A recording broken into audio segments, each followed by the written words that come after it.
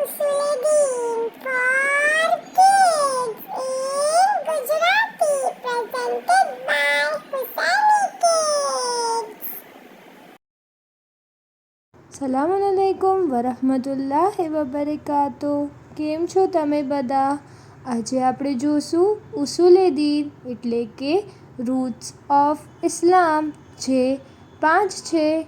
સૌથી પહેલું છે તૌહીદ એટલે કે અલ્લાહ એક જ છે. બીજું છે અદલ એટલે કે અલ્લાહ ઇન્સાફ કરે છે. ત્રીજું છે નબુવત એટલે કે 1,24,000 આપણા નબીઓ છે.